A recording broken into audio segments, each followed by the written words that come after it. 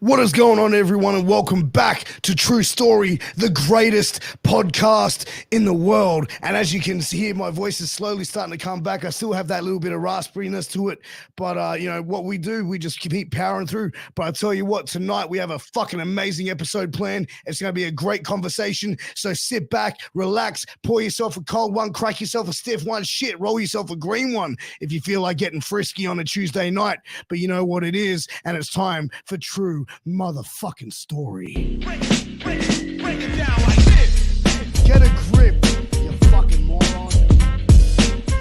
I swear, officer, I'm not that stoned. Greatest podcast in the world, True Story. I swear, officer, I'm not that stoned. Dude, we need to change that. That sounds so fucked. But welcome back to True Story, greatest podcast in the world. And today, we are joined by Mr. Corky is Hard, the rat man himself. Axel fucking Strife. There we go, lads. My favorite new addition to the Australian wrestling scene, hands down. I'm not big of a name. You forgot it. Dude, hey man, it's been a long ass day, bro.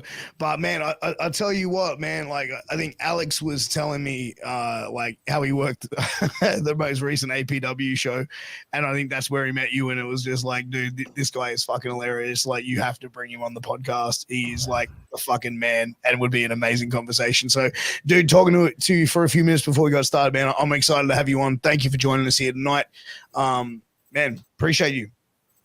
Don't worry. You know me. Got to do me a bit for charity. How are we?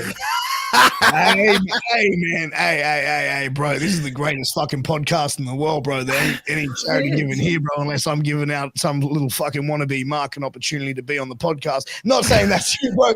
I'm just sorry. Hey, man, I get flowing, bro. It just starts coming out. I'm sorry, but no, that wasn't directed at you. Don't you worry, lad. Don't you worry. Bro, I literally, we went to APW. I was thinking about this the whole time. It was like, I fucking had to meet you, man, because I was thinking about it. I was like, I don't think there's anyone that's got off the plane, got to Sydney, first booking in Australia, and it's Birdman's show, ends up in Birdman's kitchen getting chopped. And I think there's a conversation that needs to happen here. Like, I need to hear the whole story about everything that went on. I didn't even know this was a big subject. I didn't even know what was going on. But yeah, Birdman's a legend. Yeah, I've never met such a character. I've met a lot of characters, but Birdman is a guy, man. Yeah. He's fucking nuts, man, I tell you. Bro, honestly. Dude, I feel like almost like we speak about Birdman on every episode of the podcast, like as of recent late. And it's like, he's like, I've said this, and I say it with and the most endearing way possible. He is the Iron Sheik of Australian wrestling. and there's not been one person that disagrees with that statement. Oh man, he's certainly an experience. Yeah, I need to venture off more Australian shows so I can hear more stories about Birdman. I've heard a couple, and I know a few more people have had wild experiences, so it will need to be like an AA meeting where it's just like, oh, right, yeah, so you've been hit by Birdman yourself. Oh, what's your stories? But I feel like in the world of professional wrestling, like, there are all these different characters, and even from like around the world, like, you sort of like, yeah, I mean, this podcast, I've got to have like a lot of really interesting conversations with a variety of people. And it's like, when you talk to them, you're like, fuck, I did not imagine you to be like this, whether it be good, bad, or indifferent, right? So it's kind of interesting, like, how you see like people like that are actually involved in the business, and how many like people that come from all these like weird and wonderful walks of life as well. You know what I mean? I mean, Liverpool's not that weird, but yeah, we'll say that, lad. Dude, I always was interested in terms of, I got to catch up with you a bit at like the pub and stuff after the show, but like I've always wondered like what the scene in the UK is like and how it was like sort of transitioning over to here. Like, are we talking like the boys, or are we talking like, I don't know, in a sense like everything. Kayfabe. Are we doing kayfabe or not kayfabe? Because Not kayfabe, brother. Not kayfabe. Sam does. I always feel like it's easier to go abroad because wherever you're from has got a clique. Everyone's got their own set of boys, and there's only a certain wall that you'll hit with your own turf. Like, and in order to be like a bit more successful, you do need to venture off because not everyone will open the doors for you in your own turf. But if I go abroad in Australia, a lot more people are like, oh, that guy's different. We'll put him on the show. Oh, I've not seen him before. Oh, and I generally do feel like it gives you a lot more opportunity. And it's sick for me. I feel bad for the people who don't get the opportunity. But for me personally, like, I'm being welcomed with open arms, much more so than I have been with the UK. Like, fucking oath, man. Well, I think that's the thing because it's like, you know, when it's something different and it's like you talk with a different accent and you're in a like, you know what I mean? Like, I feel like in almost like when, like for Australian wrestling or even independent wrestling, like even say in the United States, right? So when it's like they'd have like, you know, guys from the UK or say Claudio Castagnoli when he came over to the United States, like he had a difference like factor is like when he cut a promo, like when you cut a promo, automatically I feel like that would probably get people's attention a lot more than like one of us cutting a, you know what I mean? Like an Australian cutting, depending on how good the promo is. But I feel like the accent would have people go, oh wait, he sounds different to us. Yeah, like what's going on over there? But even so, like being from different companies and stuff like that, like you're fresh.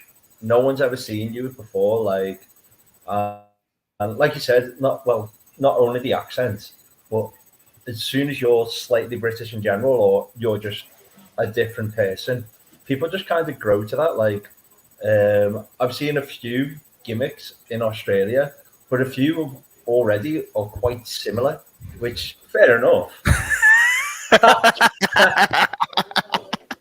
Hey, man. You'll have to tell me if I'm talking too fast, by the way, because I feel like I'm an auctioneer sometimes. It's just like, bro, I'm following you. Oh, my guy. It's just one of them. Like, you just need to branch out, be a bit different, and maybe fresh off the boat. I'm already slightly different, so people will be more interested in that. Like, How do you find like being like in the UK scene? Like how much? Because I feel like wrestling in general, like there's always politics. There's always a level of like nepotism, etc. Like for the UK indie scene, like how is it over there? Like how bad or how good is it, depending? Looks bad, sounds bad. Do you need a drink before this, bro? Like I'm gonna be cancelled before the end of this. Like I'm gonna be on. I feel like it's a lot more. UK's one tiny speck compared to Australia. Like it's literally like UK scene is the size of Melbourne, like or even Sydney. Like we're very, very tight knit. So like you won't, even if you wrestle a couple of times, everyone will already know who you are, or someone will know someone who you know. Like if I know a bunch of wrestlers from Melbourne that no one in Sydney would have heard of, but in the UK, if you wrestle who you are, like it's heavy, but like it's really, really hard to get in a scene without knowing the right people or sucking up to the right person. It's heavy, but it is what it is. Like, but I feel like even since the beginning of time, like when guys would break into the business and like obviously you hear stories, just like when they start out, it's like that people try and drive them out of the business or break them completely. Like, do you feel it's like almost like still that sort of mentality, but like 2023 are fired? Where it's like obviously you can't just beat the shit out of someone who comes in to try out. You know what I mean? Yeah, like it is just a bit wild. Like I feel well in the UK anyway. Like I wasn't getting much opportunity because it's very hard especially as like when you're trying to break out and get an opportunity. Usually, you'd have to like train somewhere for a year, or at least like 6 months just to get on one show. And if they slightly don't like you for one reason, you won't get booked again. Like, and that owner will know 4 other owners and so on and so forth. So it's really impossible. And I don't know if it's the same here, but if you work for one company, other companies will look down upon you because they're like, oh, nah, you work for him. I don't want you to work for me. And it's just a bit, it is just jag. It's just weird, like, but I was lucky enough to get an opportunity from Fludder. So, like, even though, like, rest for loads of different companies, PCW, Fludder, Stephen Fludder, he's been an absolute champ for me. He's done a lot. I know he's got, like, a mad reputation. I don't know if you've ever heard of Stephen Fludder from the UK, but... Go check the reviews on Cage Match. Oh, mate, honestly. Like, he's even mentioned in Drew McIntyre's autobiography. He's that wild, like... yeah, true story. Like, he's just... Everyone's got a story to tell about Stephen Fludder, especially if you're in the UK. He's... The best way to put it, he's the Paul Heyman of the UK. Like, really? Honest to God, he's the Carney version, or the like. No, like altogether, PCW used to run the gaff, man. Like people used to MJF. Adam Cole was their champion for a year or so, and he took their championship abroad. Like one of the like. Honestly, like there's massive stories about PCW, like, but the heavy part of it anyway. Well, I don't know why I'm giving you the history of PCW, but here we are. Nah, that's cool. Man. You know when NXT UK started? Yeah. It basically took his whole roster, and he was not left with much. It was great for them, but NXT UK looked at him because he was like doing one of the most successful jobs as a promoter, took all his lads, and then COVID hit. So he was just left. But it was great for me because here I come, Sappho boys. Absolutely. I love the crack lads, yeah, for sure. But you know what? Like I remember, like when the UK, the WWE NXT UK thing happened, and it was like you see like all this talent coming through, like Trent Seven, Pete Dunne, Bateman, like, and like all this talent coming through as like, holy shit, the UK scene is really on fire. Like, I mean, where did they all come from? Like, this was like ridiculous, and it was like, and then you just saw more and more talent getting signed from UK. That's just like really just solidified how good the talent is over there. No, they do go hard. Like they do. Like there's some people like who are so good but don't get the opportunities that they deserve. Like or even have opportunities, but like they definitely deserve to be next level. Like well, we've got Leon Slater. Do you know Leon Slater? He's just been signed for Impact Wrestling. He's right. Like if you want to honestly watch that guy. He's going to be like... Is he the young kid? He's like 18 or something? I've heard about him. He's a beast. I've taught him everything he knows. No, he's just a sick kid. Maybe you should pitch a tag team with you and him. Yeah, honestly. But even like his tag partner, man like DeReese, he's going to be an absolute champ. We got Harley Hudson. She's sick. She's the Scouse bird. But we got some like proper people who are rising up already. But even the people who just left NXT UK, like Sam Gradwell, he's an absolute tank and an half. Like he's the guy who's basically like helped me out so much. Anytime like I've had a match, I'll just send him the footage or a promo, and he's just like be wilder, do stupid things. I've seen stuff like that before, and gives me that criticism where it's just like puts me down, but you want to be better from it, sort of thing. Like it's constructive criticism, really. Like it's like, I mean, I'm not telling you what you want to hear. I'm telling you what you need to hear to be better at this shit. Nah, fully. Like, and I don't know. Like, I know wrestling in Australia is hot at the moment because you've got a few people in WWE, but I honestly think like Australia is going to be the next one. Like that's one of the reasons I wanted to be here because like there's a proper buzz recently anyway with Australia going on the scene, and I'm really excited to wrestle any part of them. Like I want to see who's on the rise, what's going on, because the scene here just seems sick. Yeah, I mean, there's so much going on. Like I think like in the Australian scene is as a whole, like there's a lot going on, and it's like especially like I feel like Sydney, Melbourne, like man, like there's a level of like just really good wrestling going on, good promotions that are putting on quality. And look, you know, I mean, as always, there's political and there's all this other stuff that happens in the industry that happens in, I'm sure, many other industries. But like, I feel like as a whole, like the Australian wrestling scene has a very strong buzz about it.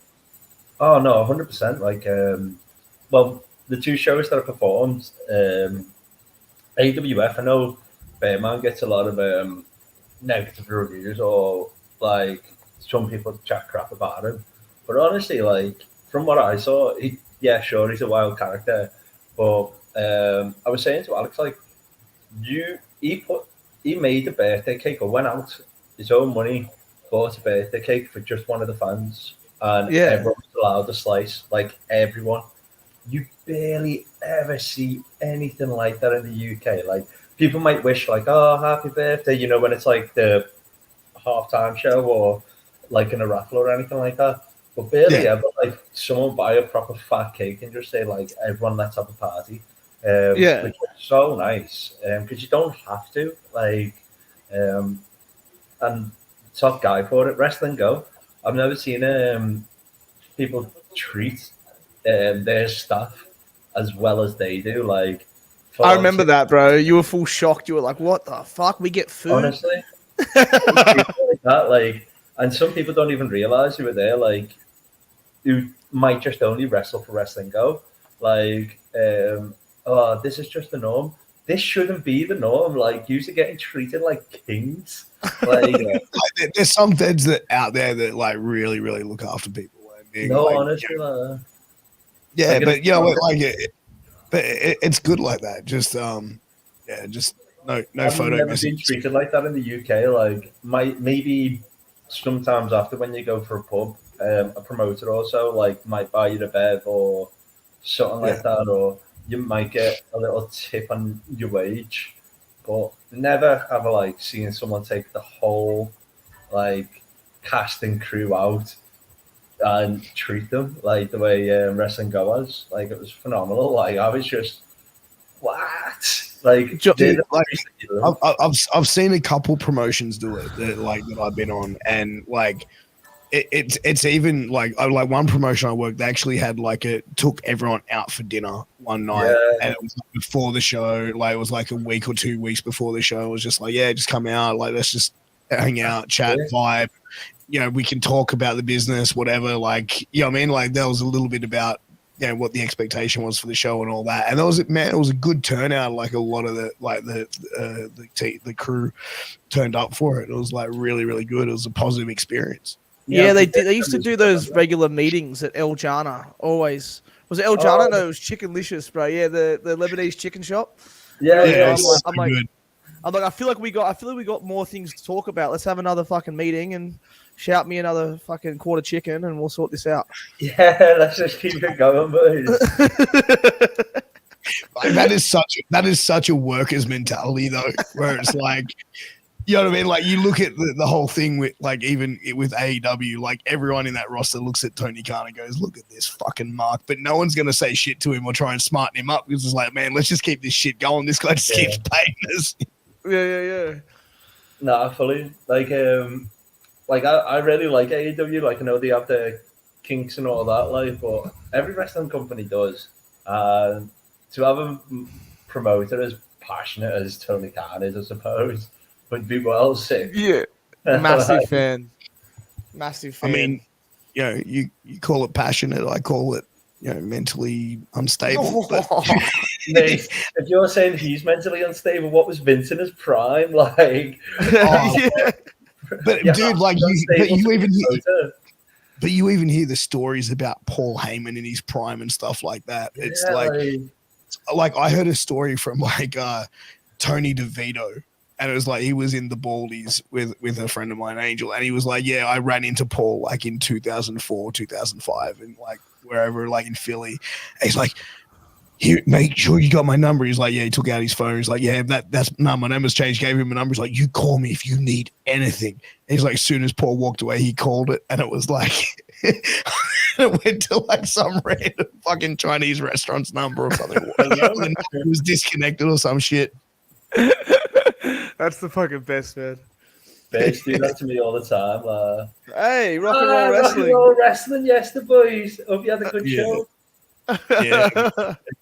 They put on a great show, man, rock and roll wrestling. So, but dude, you did the Academy show. No, go on. The Academy show, yeah, last Friday was fucking stinking hot. In a warehouse, there's about 120 people there, but we're all just sweating our asses off, man. I was in a tag match. I'd fucking got tagged in, and then I fucking whip off the ropes, backbreaker, and then I was like, "Fuck, I'm dying." I contemplated coming down for the show, and then I was like, I got home and it was like 40 something degrees, and like my wife and kids are in the swimming pool going, hey, we got our friends coming over for a swim, like you need to cook a barbecue. And I'm like, I need to go get the milk. Yeah, well, how was it like wrestling Bachelor from Rock and Roll? You mean Bachelor? Whoa! No, say his name 3 times and he shall appear. Damn. Oh no! Nah, he's a fucking standard lad.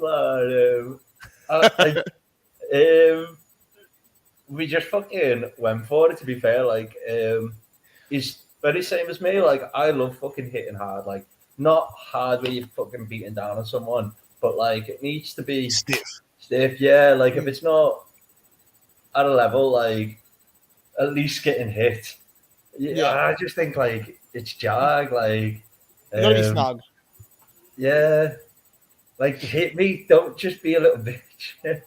Oh, the boys yesterday. Someone put me over. Fucking hell. Hey. So all right. So before we go on anymore, bro. Like last week you mentioned that you've got a boxing fight coming up. Like Like what's the go? What do you mean? Like, what's the go? Like when is it? Like tell us the dates, bro. Like don't just sit there like Well, I want to know. Wait. Have you actually seen his eye? He can't be that good at it because he's being fucking battered. He looks like he's had pink eye. I have been getting battered for the past fucking 2 weeks. I just came from sparring just then.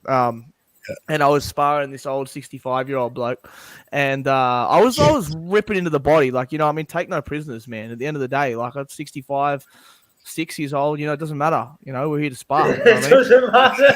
So you took out an old man, bro. 85. You could be 90. I was laying it down. Still lose. This is like our 10th round of doing this, right? I was laying it down, changing the angles because he was missing the angles. And then got to the point and I was just so tired. I couldn't keep my guard up and he just fucking popped me right in the nose. And my head just went flying back. Rough time. So you got knocked the fuck out by a 65-year-old man. Look, you never know. He probably is like a former world champion or something. I don't know. Yeah, maybe. So dude, who are you fighting? What's the go? Can we talk about this? Like, can we get this out? We can talk about it now. So this Saturday, December 16th in Melbourne at the Forum. I'm fighting David Padovan, who's 1 win, 0 losses. This is my professional debut. So I've been keeping this under wrap for a while. Should be an exciting time, bit of a test. But, I'm willing to make that, that jump and see how we go. Wait, you're fighting David Padovan? Yeah. Like, lad, if you lose, we're never talking again. Okay, so you're man fighting, doesn't hang out with losers. You are fighting a bona fide heavyweight and probably the number 1 prospect in Australian boxing for heavyweights, and okay, so how do you think this is going to go? Like, how well do you think this is going to go? Nah, there's going to be 2 hits. Him hitting Dave hitting the Oh, That's it, right, man. That's it. Eesh, eesh, eesh. And if you lose, man. just give him a fucking Good for a suplex, challenge. lad. Dude, imagine if you like get hit and you don't realize where you are and you go for a fucking suplex, or you just sit there and go, all right, you're gonna go for a DDT, lad. Let's go. Yeah, I'm like, that was a bit hard. Should I give you a Whispering in receipt? his ear, duck two. Look, man, I'm keen for a challenge. It is what it is, man. I'm fucking about this is a team. Are you shooting on me? We're gonna figure this out. He's like, you're Damn, bro. That is some. honestly, because if you don't smash it, we're honestly never talking again, and you're gonna have to delete this podcast. Also, someone mate, before don't just worry said about it. Liverpool's shit. Can I just address that we're at the top of the league? But Yeah. sorry, I'll say, let continue. me find it. The comment. I can't even find it. Where is it? We would. No, here we go. Liverpool are shit. But wait, they're at the top of the league, lads. So like, just like Alex is going to be at the top of this boxing match, lad. He's done, Uh, mate. That's a Dave, pretty. Well, Dave, if dude, you're watching this, fair play for getting in there, man, and giving it a crack, bro. Like that's some heavy duty shit, man. I'm gonna be watching. I'll watch it live, bro. If it's being streamed, I'm gonna check it out. Yeah, it should be streamed. Yeah, it should be streamed. Seems like a pretty sort of decent event. Yeah, nice payday is too. Tyson Fury your next opponent? Huh? Is Tyson Fury your next opponent? Yeah, I reckon so, mate. I'm just have to I come on the inside. reckon you because got to go Francis Ngannou. Like At least. Yeah. I reckon so. you got to get Francis first. Yeah, here's the issue with being a heavyweight and being 5'8", you know what I mean? It's No, you're not 5'8". I'm 5'8", lad. And you're not the same height as me. I'm taller than you. You're not, lad. I'm literally 5'8", What? exactly. Are you kidding? I'm way taller than you. Are you messing? You're They're 5'7". going back to back. Stand Oh, up. Stand up. Lad, stand up now. we need a tape, mate. Why are you standing up, lad? I'm nowhere near you. How am I meant to know, lad? Why? So this is me. How am I meant to This measure is you? you. Like, what are you doing? Back Hey, down, man. lad. Hey, bro, I'm 5'6", bro. So I ain't even fucking playing that. I'm the tallest guy. Oh in the yeah, room. I mean wrestling card. I'm 6 foot. Right, at least. I'm 5'9" Six. with my hair spiked up. Oh, that's all right then. Yeah, me too. Can you bumper lumpers, boys? Charlie Damn. Chocolate Factory gone wild.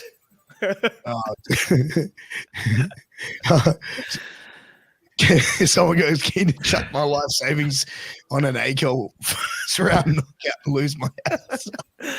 Tom Harrison, I think I know that name. That's Trigger, right? Sports bet odds.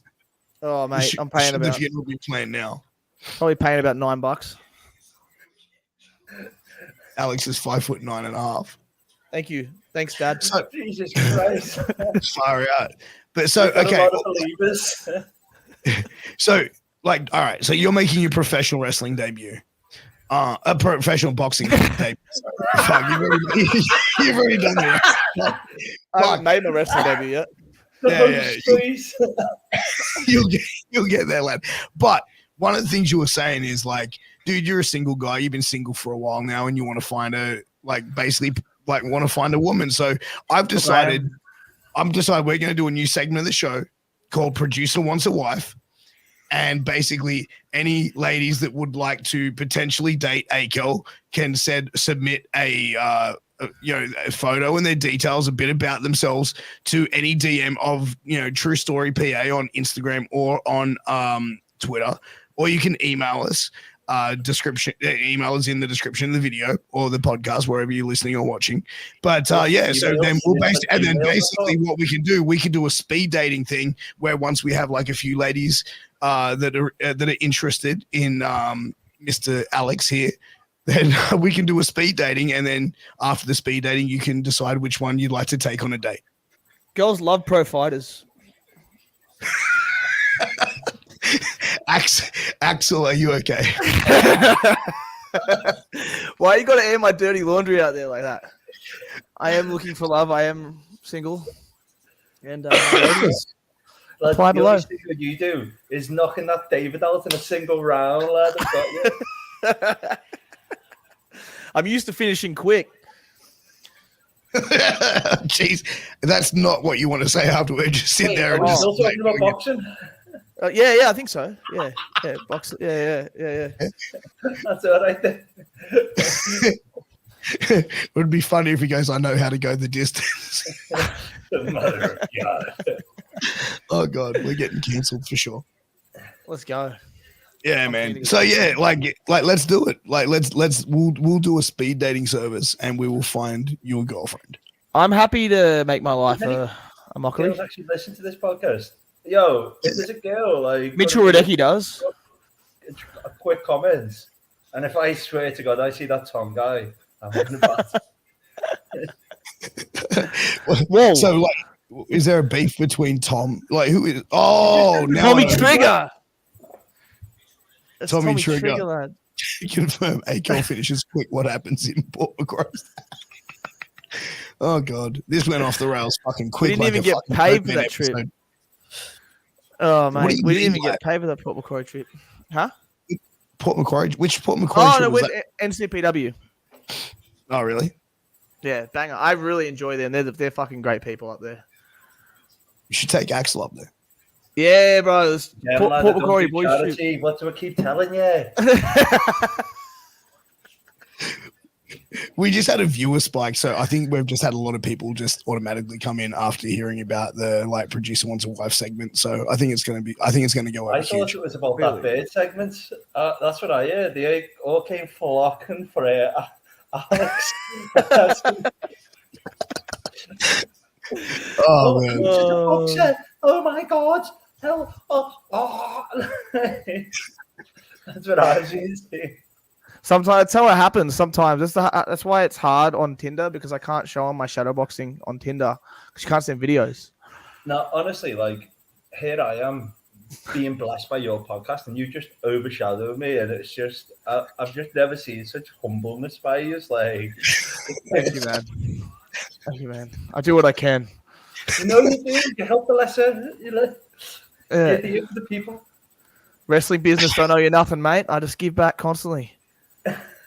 Hey, that's it, man. No, I just think like, fuck, I don't know what to say after this. This has been a fucking wild episode, but man, well, like, what's your take like on coming over to Australia, man? Like, seeing how like, is it much of a cultural shock to you, like coming here? Nah, like it's fucking the boys are the exact same. Everyone sound us.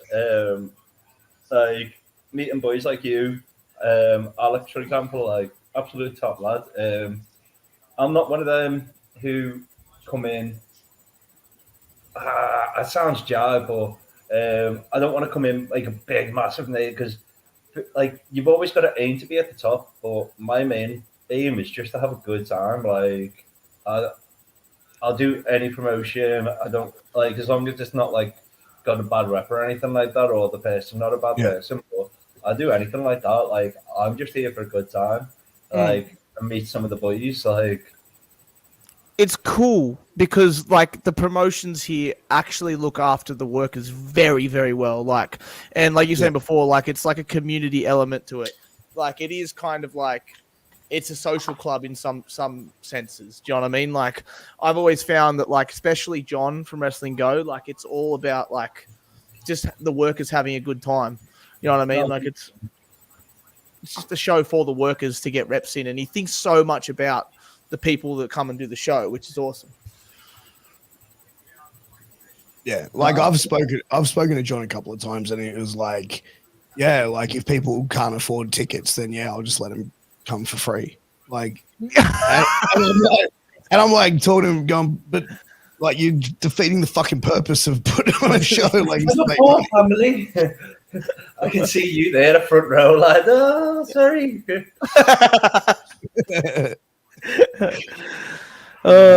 Sometimes I'd rather be in a fly suit than be. Sometimes I'd rather be in the front row than be in a fly suit in that 40-degree heat. Fuck me. Wait, some of those shows, huh? What do you mean? No, I'm saying like sometimes some of those shows, like Stanhope Gardens, literally 40 degrees in the summer in that fly suit. Are you Flyman? Yeah, I'm Fly Guy. Oh Yeah, my I'm God. I know, right? I know, right? It's like finding out about Santa Claus all over again, right? Reveal. The big reveal. I'm shooting the shit. Fly. Story. Nah. We literally had this moment Oh. after APW. After I got done with my first match, I came down backstage, and you were there, and you're like eyes like wide open. You're like, "Oh my God, you're Flyman." Nah, what's it called? Just before that, there's a few boys chilling in the back, and it like everyone's like, this rumble, fuck, I've done a few reps already, and I just see you getting changed like from your first cozzy, and I'm like, is this kid not even gonna do his bit? Like, is he just fucking off? Fair enough, you know what I mean? Like, and I was like, yo, you're not doing the rumble, and you were like, yeah, and I'm like, why are you getting bolloco, lad? Like, why are you in your bills? And then you just pull out the mask, lad. Because I saw the poster, I saw what was like, who was on and stuff. But when I was in the back, no one was dressed up as Flyboy. You know what I mean? Like, no one was there. And I was just like, Fly what's Guy going needs to on? be renamed. Just doing something like Batman, lad. I was like, nah. Pass the J over now because I can't get any higher. I'm at the point of going like, I don't know if this is sarcasm or That is actually what you have. Oh, but like it's funny. Like as far as like working on shows, like even back in the UK, was there ever like any moments where like you've worked with someone that you may have like had respect for, looked up to, whatever, and then like you worked a show with them and been like, really, we should meet that person. Yeah, I guess so. Like, but I've had some really like I don't know. I feel more bad for them because I'm just a wild character, and a lot of time, like when I was booked in PCW, I wasn't exactly booked to have a fucking 5-star. Tell John I want a few. Fuck John. Like I'm not the kind of guy who has like a 5-star killer match feud. But I'm just kind of like, I just go in and do my shit. Like, and I feel bad because some of the people who kind of want to do a fast-paced match, I'm like, hey, not today, boys. The only fast match we're going to do is run around the ring once or twice. And, like, but here, put on this wig and I'll slap you. And they're like, and I'm like, listen, I'm not going to be doing any of that high fly. Like, fair enough if you can do it, but I don't need to do it. Like, you don't need to do it. Like, we've got other wrestlers to do that. Like, I'm not here for that. And anytime I did do that, like, Floyd would just come down and kick me out. He'd be like, that's too much fucking wrestling, you dick. Like, but that's the thing, like I feel like a lot of people have to have that understanding. Is like not everybody can be the indie darling, like pro wrestling style. Like not everyone can be the Stone Cold baddest motherfucker, and like there has to be like a point where there's a spot for everybody essentially on the card. But you have to also understand your spot that you succeed in the most that is going to be beneficial for the show.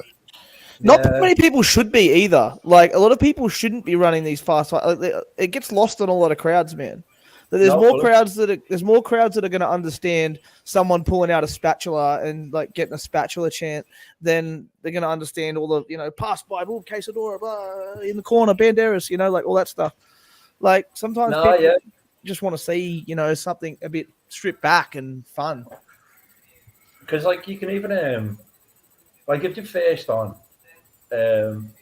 like if you're like us being on second half, I watched the first half and then, like already there was like 1 or 2 internationals, and if you see 1 or 2 internationals, why at the later half would you do an international? Because it's already been done.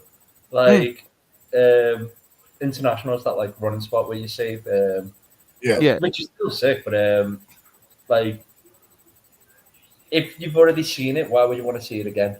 And that could work for like it's good to kind of get the crowd into it. Like, oh, this is what wrestling is.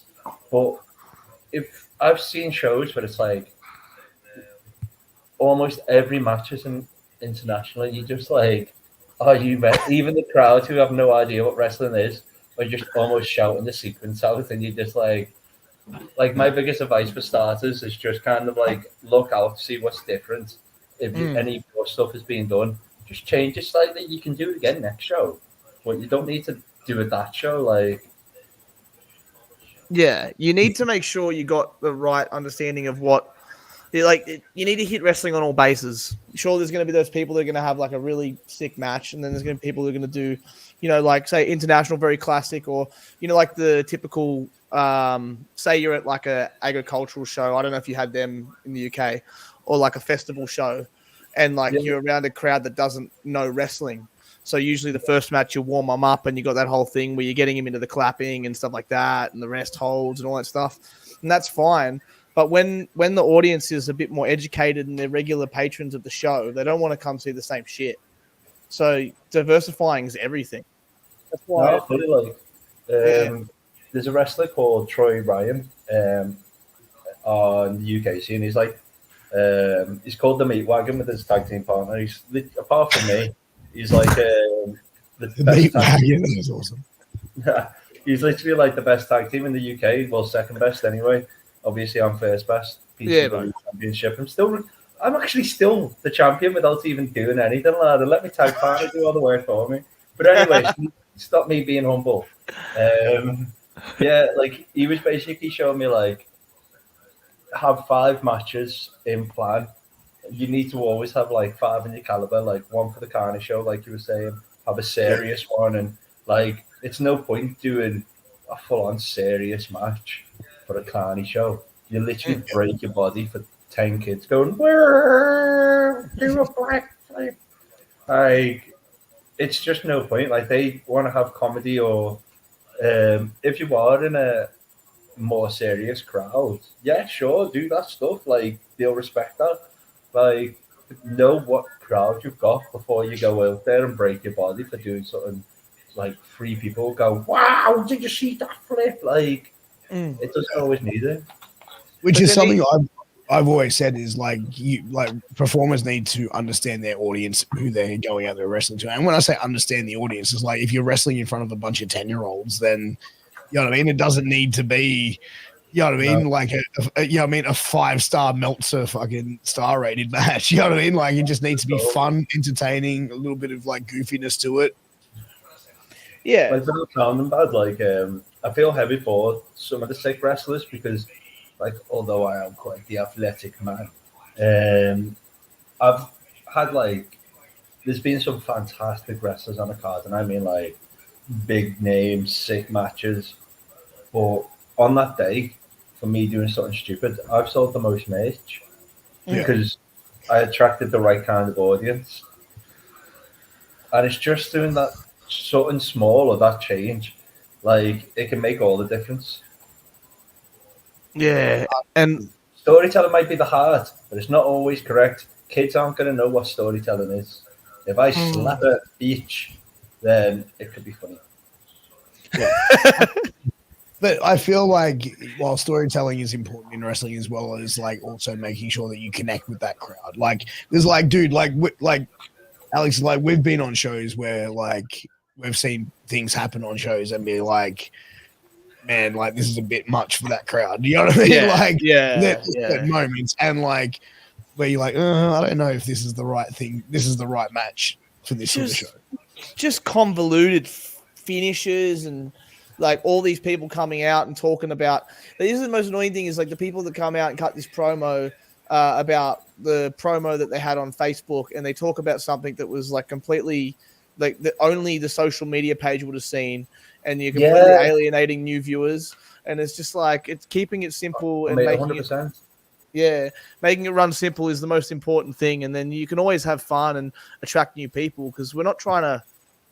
I feel like a lot of companies end up being alienating, and then a lot of the wrestlers end up doing spots and then wrestle for them. They kind of fall in the trap of wrestling for themselves in the sense that they want to do all this stuff, but then even to the people that are educated fans, if you strip back and you just show one unique thing, like what you did on Wrestling Go with the spatula thing, and you actually got a spatula chant, and it was probably the loudest pop of the night.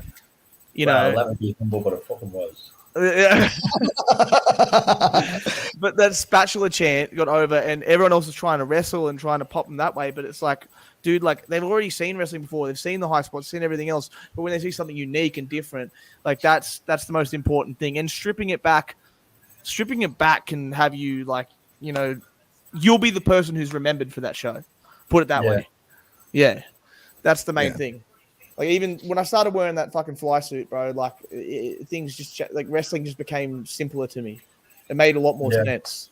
You know what I mean? Well, that's what I said to you a while back. It was like, I think you would make more money like as Fly Guy than wrestling as Akell. Yeah, definitely. I mean, because you connect with the kids, and that audience is what you want. They're the ones that spend money and want masks and fucking merch and shit. You got the masks, you got the custom fly swatters, you got all this other stuff. It's a merch machine, you know what I mean? And that's B-Boy really showed me how to do that. Like B-Boy had his masks, and B-Boy would go on country towns. Like he'd go to like Cobar. I was with him for a tour. He went to like Cobar, Cootamundra, Forbes, and like between that, he was killing it on the merch, man. Like he's selling masks because like these people, they've never seen wrestling before. It's a regional town, and there's a fucking bee in the ring, and like, you know what I mean? It just fucking pops off. I've got a heavy story for that. Like, sorry, lad.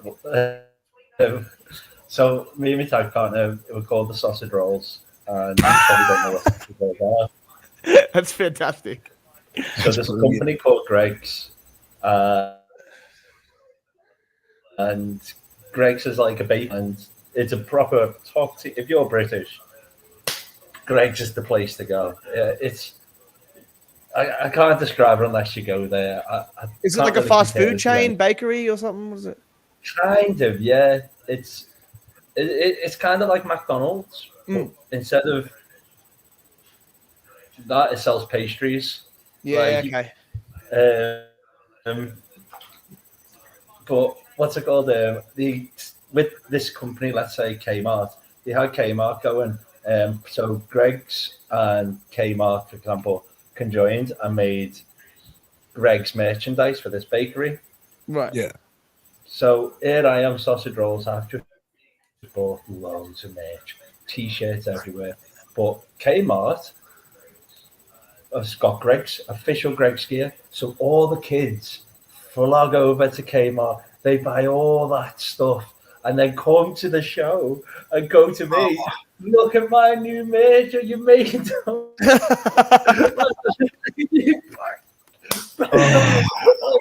But like honestly, with like when me and my partner are at our peak, like we still are at our peaks, but like we had like a whole like room just full of blue, but none of it was actually our gear because Kmart, and it was like Kmart stole your merch money. Honestly, man, it was just like. Oh, dude, that is a hard story, bro. That's fucked. That's so unfortunate, bro. Physically, oh, man, and financially. Dude, you got screwed by the man, literally. I tried to screw the man as well. I was literally the one trying to screw the man, but the man screwed me. Oh, damn, oh, bro. God. It was like 69, but backwards. Oh man, but dude, like I think we have to touch on the tag team name, the Sausage Rolls, because that to me fucking popped me. It's so perfect. Well, so tell me the gimmick. What was the gimmick of the Sausage Rolls? Me and my best mate in the UK. I'm pretty sure I just hit someone with a sausage roll. Because I used to work in Greg's back in my day. And I did a few promos around Greg's and something stupid like that. And then all the fans, like the ring announcer said at the time, like, what should we call this new wild tag team? And then everyone just started going, sausage rolls, sausage rolls. Oh, like, God, that's even better. I honestly like had wild ideas, like, Death Destroyers. Death Destroyers. You know, shoot, like you just have ideas anyway. Like, you just, I was just looking left, and all you hear is this crowd going, sausage, like full on going mad for it. Was like sausage rolls. Yeah,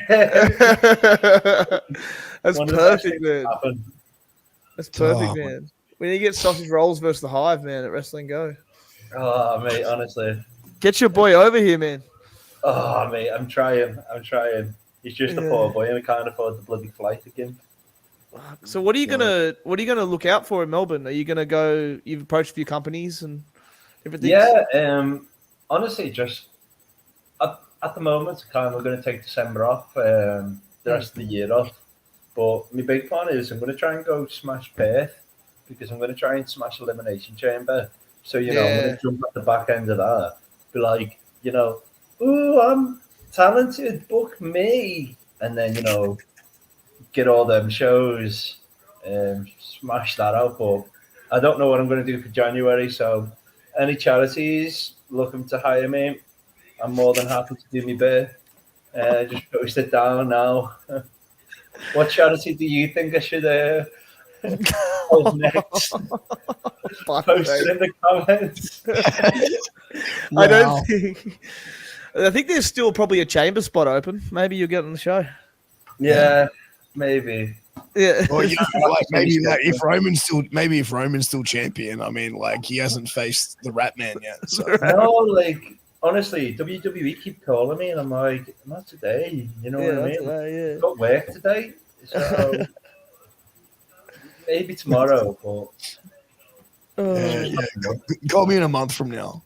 yeah, like they always call me at a bad time, so it's hard, but it is what it is. No, but seriously, any company that in Melbourne that's looking for a top shelf worker, Ratman's right here. So Alex, yeah. No, I don't wrestle in Melbourne. I just box in Melbourne. I shoot state. Yeah. B mate, see $300 in an hour. That's crazy. That's ridiculous. Well, Kmart made $300 from my merch, and that's. Didn't you spray paint your own t-shirts? Yeah, of course I did. no. What do you mean, no? You spray what? So you designed you did your own t-shirts by spray painting. It was the best design t-shirts ever. Sold out. Boom. 2 shows. Sold out to them all. You sold them out? Yeah. Fucking hell. How many did you make? About 12. Fuck, that's nuts. Yeah. Thanks to the boys, everyone who bought it. Yeah. I'm not a charity though. Don't you dare think. No, dude, I'm just impressed on the level of worker you are, man. Like this. No, the shirts are too expensive here. My God, it was like $30. No, $15 to get one printed, and then you have to sell it for $30. But if you're going to a show, this is for everybody listening to this. If you're trying to sell merch and stuff, think smarter, not harder. Because if you go to a show and it's a business at the end of the day. If you undercut someone by a father, kids are going to look at yours because they've only got a certain amount to spend. Like, you've got to think either undercut someone or you've got to think of value.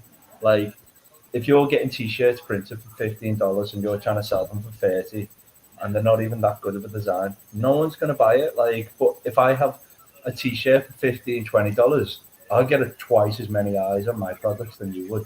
Like, for sure. It's heavy, but it is what it is, man. Like, it's a business, and if you want to sell stuff, do it for cheap and do it good. Like, yeah. Well, I feel like $15 to get like a t-shirt is probably more appealing to, you know, what I mean, like a lot of fans. Whereas, like, okay, the shirt's like $30 to $40 or like $50. And it's like, no, and if you think about it, it's not like a WWE show. Like, I can get a WWE t-shirt for $50. Why would I spend that $50 on yours rather than Kevin Owens? Like, it just doesn't make sense. Actually says help sell my merch, Axel. Do you even have merch? I didn't even see any merch at your Wrestling Go. Like, I didn't see a single rose. Dude, I'll tell you this, Australia. Rose would be money. Yeah, in, honestly, would. in Australian wrestling, we had like wrestler merch, which was kind of like the pro wrestling tees for Australian wrestling, right? Yeah, And that was pretty good because that had like nearly every professional wrestler or wrestling personality on Australia, where you like people could just go and get merch. no, that's sick. No, like what's it called? I was getting told the story. Like a lot of people just try and contribute to each other, or like as a promotion, do it all together, and buy a bunch of merch from one person, just to make it like $5 cheaper, $10 cheaper. I think it was Mickey actually. He was just telling me, but yeah, it was just kind of like, which is good. Like if that's what you have to do to sell merch, but if I'm a person who's traveling, no way do I know anyone who's in a group. How am I going to know anybody in like doing a big bulk order? I'm not. So you got to go out and do what you can do. Like I made some stickers, just cheap things to go because I already paid for my flight just from the merch. Like broke even, but I'm there to wrestle. I don't want to. I'm not going to make much money, especially when I'm going to a different city. But it's sick to make the money back and just think, I wrestled this weekend. I didn't make anything from it, but I wrestled this weekend. That was sick. Yeah. I think it's one of those things with like because I saw this I know what you mean by trying to make that merch easier because I saw there's this podcast I follow called Kill Tony, right? And it's best show. Anyway, it's all these comedians. They come up with like a minute of stand up comedy, and if they're shit, then the crowd like boos them, and the fucking comedians roast them. But there's this one guy on there who's like this like proper like gangster, right? And he wears a white t-shirt, just a plain white tee, and they got over the plain white tee, right? So then basically they on their merch store they just sell plain white t-shirts for $50, and apparently this guy has literally sold out like completely. Like they called it like the Cam Patterson official like plain white tee, and they've sold like 100,000 white shirts. That's crazy. Yeah, it's fucking nuts, eh? Mate, but that's what I mean. That's what you got to do. If you think smarter, you'd be sick at it, man. Like, you just need to put on that right show. And if you are the 5-star match of the night, yeah, you're going to sell some t-shirts. But I've sold more t-shirts at carny shows than I ever made in doing a proper serious, getting the hell knocked out of me show. Like, I've died for some shows, and I mean, like, body's been crippled. Sure, I've been paid the exact same, but I sell 5-10 times the merch in a carny show with half the level of pain. Like, it's a bit of a no-brainer. Also, Bachelor, make sure you like at least tie a little note to the rose and say like, "I love you" or something like that, or "You love me." Yeah, that'll be good. You love me. Well, you know what? Or it could be a phone number where it just goes to a voice message going like, "Hey, you've reached the Bachelor." You know what I mean? I'm busy with you, girl, right now, but leave me a message. Kissing booth, mate. If I was your company, I'd do a kissing booth right there, right then, and you're just there the entire show going, like, that would be sick. That would either get you some heat or whatever. Like, I think that would be a sick idea. Right, I'm getting told off, but I'm going to tell you one funny story before I go. All right, let's do it. So this is probably like one of my heaviest stories. This is a time. Let me lay it out. So there I was, performing my first match after COVID. And it was a heavy time. You know, COVID hit, everyone was sad, and I do this first company. And this company is like in a church, and its whole promotion gimmick is about church stuff. Like, I don't know how to describe it, but like they have a following of church goers.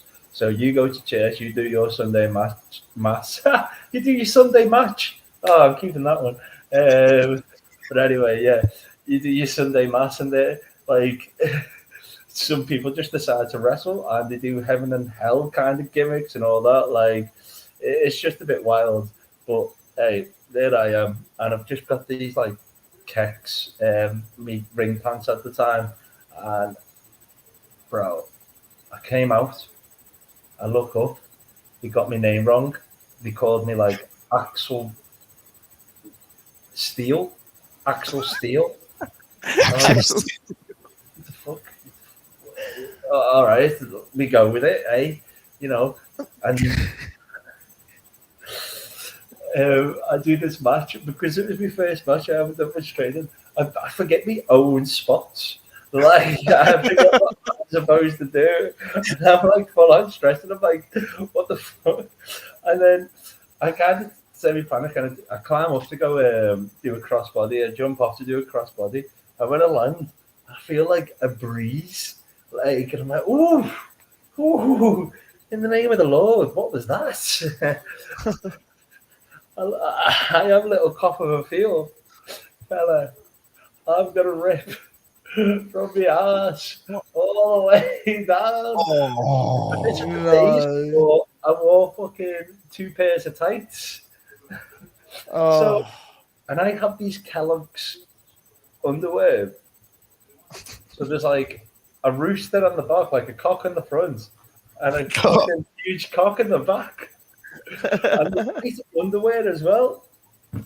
So, fella, because this is the only time I've like ever won in like 3 years as well, under the wrong name. So you could technically say I've never won in my life.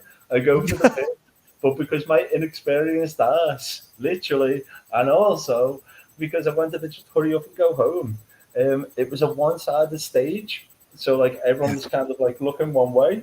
And I flip over with my ass to the audience, to all these stagegoers, and all they see is my fucking ass. blasphemy! That's iconic, man. What was the crowd reaction? Did they pop? Fella, before that, I was getting like, you could hear them going, ah, and then when I got that pin, it was just dead ass silence. I think they were all like, ooh, what a booty. Ooh. That's why they were just so shocked. You know, you could definitely see some of the fucking Mars and eyes coming to the kids being like, oh, that's fucking gold. That is gold. That's scarring. That's enough to like do you fucking nut in. Honestly, afterwards, I was like, I don't know if this wrestling stuff's for me. Is that what really? Yo, honestly, like I have proper major anxiety. I was just like, oh, it all got wrong. My name, my underwear. Oh God. Oh, dude, that is fucking crazy, man. That is wild, bro. But man, like I think before we wrap it up, man, like I think Alex has just popped out. He's had a technical issue. But dude, like as far as the Australian wrestling scene, like who out there on the scene that you have actually visually seen performed is someone that you'd like to wrestle? I don't want to. Everyone, like I want to literally have as much as wild experiences as I can while I'm in Australia. Like I'm up for any opportunity. I'm game for doing anything with anyone. Whether it's comedy, whether it's having a 5-star killer match, obviously it'll be 6 stars with me involved. But all round, I'm just here to have fun. Like, I want to say there's people on my agenda, but at the same time, if I don't wrestle them, it's not going to be killer to me. I would like to get Mickey Vendetta out of retiring and absolutely slap that kid silly. That'll be good if I can bring him out of retirement and put him back in it. But, and you know what? I'm going to do it. I'm going to say it. Birdman. You want the Birdman? You're calling out Birdman. Sorry, boys, my internet cut out. Dude, so yeah, you just missed it. Like, so Axel Strife, said there's 2 matches that he wants to have. One is Robbie Eagles, and the other one is the Birdman Phil Picasso. No, he didn't say Robbie Eagles, but no, he wants Phil Picasso. He wants the rest of Just book a triple, I reckon. I've been trying to get Phil to book himself against Robbie Eagles for ages. That would be the ultimate. That's the ultimate fucking match ever. Let's do it. Let's do it. Nah, I'm not reckon brave Rob, enough you'd to do fight Birdman. I'm honestly not brave enough. Like, it takes a special type of fucking 100%. wild to go that level. Like, you 100%. just need to fucking. But You need to have a few brutes to go against that man. He's fucking too wild. But man, before we wrap it up, man, where can everyone find you on social media and support you and get some of that spray painted merch? Corky is hard. I'm also sold out of the spray painted merch, so you can't get any of that. All my tags is Corky. Yes, hard because I'm hard. I need to change that name though. Like it's fucking. So you meant it's like Corky is hard, like what a hard man. But I like when I read it, when I got told, I was like, what's homie's like social media? He's like Corky is hard. I'm like, You were like, that's the greatest Instagram name ever. I was like, that's the greatest Instagram fucking user handle I've ever seen. It's fucking shocking, but you know what? It is what it is. I appreciate the compliments though. Keep feeding me the ego. But yeah, Corky is hard. Give us a like, give us a follow. I don't do charity. No, I actually do. I do quite a lot. I'm a humble fellow. But I might do some more spray painted merch with a different type because that was only special for those shows. So my time when I go to do others. But yeah, it's been lovely it's been lovely to have me. You're welcome, boys. Hey man, it's been our honor for you to sit here and listen to us talk. No, I'm kidding. But nah, man, I appreciate it, bro. This has been a pretty good conversation, man. I'd love to get you back on for another one down the road, man, because this has been a pretty good chat, man. Definitely a good banter, good conversation.